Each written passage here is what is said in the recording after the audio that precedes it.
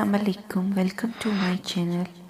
आप सबसे रिक्वेस्ट है कि मेरे चैनल को सब्सक्राइब करें और बेल नोटिफिकेशन को ऑन कर दें ताकि मेरी हर न्यू आने वाली वीडियो आप सब तक पहुंच सके। तो चलिए आज की स्टोरी स्टार्ट करते हैं। रात सर्द थी। मैं दोस्तों के साथ सिनेमा से लेट निकला। बाहर सर्दी रिकॉर्ड तोड़ रही थी, इसलिए गर्म जैकेट भी नाकाफी मालूम हो रही थी। कार पार्किंग थोड़ी दूर थी, इसलिए गाड़ी तक पहुंचते पहुंचते मुझे बहुत सर्दी लग रही थी। गाड़ी में बैठते ही मैं हीटर फुल स्पीड में चलाया और घर की सिमत निकल खड़ा हुआ।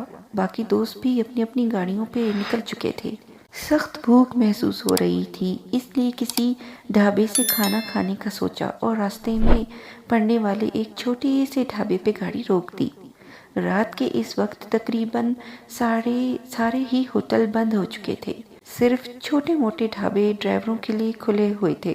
खाना खाने के बाद मैं दोबारा गाड़ी में बैठकर घर की तरफ रवां दवा हो गया। मेरा घर चक नंबर 30 में पड़ता था, जो कि शहर से 15 मिनट के फासले पर था। ये एक छोटा सा कस्बा था जहाँ की आबादी बमुश्किल 2000 होगी।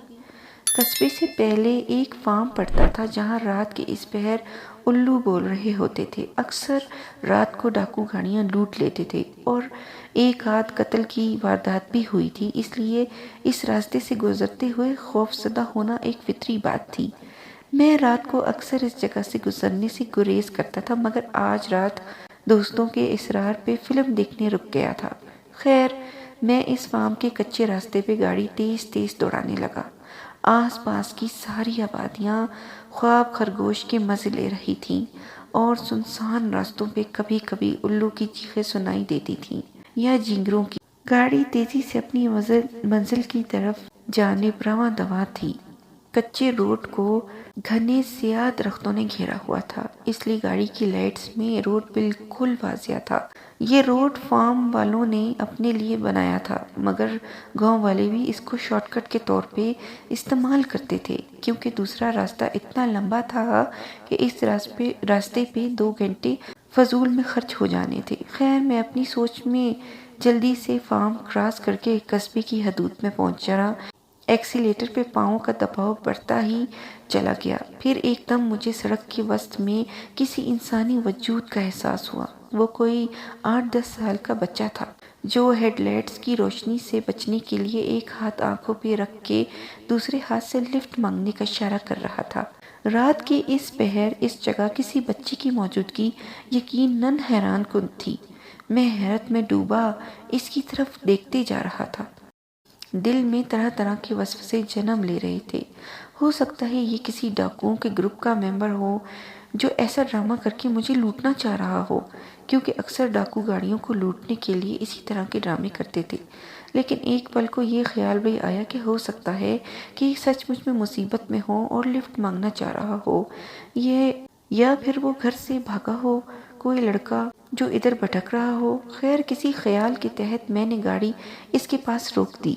अगर ये वाकई किसी डाकू का ग्रुप होगा तो डाकू किसी भी तरह मुझे रोककर लूट सकते हैं, और अगर मैं भागने की कोशिश करूं तो भी तो हो सकता है वो मेरी गाड़ी पर गोलियां बरसाकर टायर ब्रस्ट कर सकते हैं। मैंने गाड़ी रोक ली और दोनों दरवाजे खोल दिए।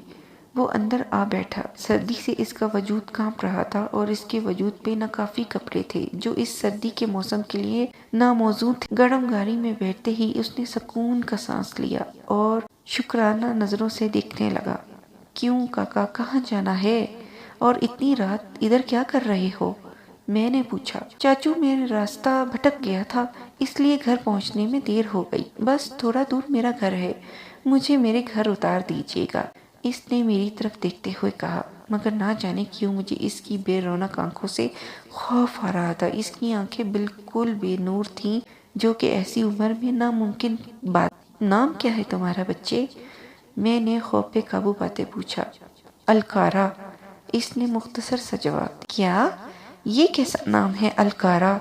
मैंने हैरत से पूछा। बस यही नाम रखा है मेरे माँ बाप ने, इसने कान खुजाते हुए जवाब दिया। अच्छा, घर किधर है तुम्हारा? कहाँ उतारूं तुम्हें? मैंने पूछा। चाचू जब घर आएगा बता दूंगा, इसने जवाब दिया। فارم ختم ہو رہا تھا اور آگے کپاس کے کھیت تھے جہاں سے 4-5 منٹ کے بعد قصبے کا کنواں پڑتا تھا۔ اس کنویں کے آگے ایک ٹیوب ویل تھا اور ٹیوب ویل سے 10 منٹ آگے فاصلے کی حدود شروع ہو جاتی تھی۔ کنویں تک پہنچنے میں بمشکل 4 منٹ لگے۔ بس چاچو ادھر روکے، میرا گھر آ گیا، اچانک سے وہ چلایا تو میں نے حیرت سے گاڑی روک دی، کیونکہ اس جگہ کسی کا گھر تو دور کوئی کھٹیا بھی نظر نہیں آ رہی تھی۔ یہاں سے گزرنا میرا معمول تھا اور اس جگہ کپاس کے کھیتوں کے ساتھ کنویں کے ارد گرد برگد کے بڑے بڑے پیڑوں کے علاوہ کچھ بھی نہیں تھا۔ یہ برگد کے پیڑ صدیوں پرانے یوں ہی کھڑے تھے۔ کدھر ہے آپ کا گھر؟ میں نے پوچھا۔ وہ سامنے، اس نے برگد کے ایک قطرے جھکے پیڑ کی سمت اشارہ کیا۔ مجھے حیرت میں چھوڑ کر اسی لمحے وہ دروازہ کھول کر باہر جا کھڑا ہوا۔ اسے باہر جاتا دیکھتے ہی کہیں سے کتوں کا غول غرغرایا اس کی سمت بڑھا۔ میں اسے بچانے کے لیے گاڑی سے باہر نکلا، مگر باہر نکلتے ہی ایک خوفناک منظر نظر آیا۔ اس لڑکے کا قد تیزی سے بڑھنے لگا اور تقریباً 13-14 فٹ تک لمبا ہو گیا، اور اس نے 2-3 کتوں کو پکڑ کر ہوا میں اچھال دیا۔ باقی کتے اس کی ٹانگوں سے لپٹ گئے۔ میں حیرت سے بت بنا یہ خوفناک منظر دیکھنے لگا۔ اتنی دیر میں اچانک اس کے وجود نے ایک ہیولے کی شکل اختیار کی اور برگد کے پیڑ کے اندر سما گیا۔ کتے واپس ہو لیے اور میرے وجود سے جیسے خون نچڑ کر زمین پر بہہ گیا ہو۔ میں نے بمشکل تمام اپنے آپ کو سنبھالا اور گاڑی میں بیٹھا۔ گاڑی میں بیٹھتے ہی گھر پہنچنے تک کا سفر میرے لیے ناقابل بیان تھا۔ تیز رفتاری سے میں کئی جگہ گاڑی کا ایکسیڈنٹ ہوتے ہوتے بچا۔ میں جیسے ہی گھر پہنچا سانس میں سانس آئی۔ کمروں کے دروازے بند کر کے میں بستر میں گھس گیا اور کمبل سر تک اوڑھ لیا۔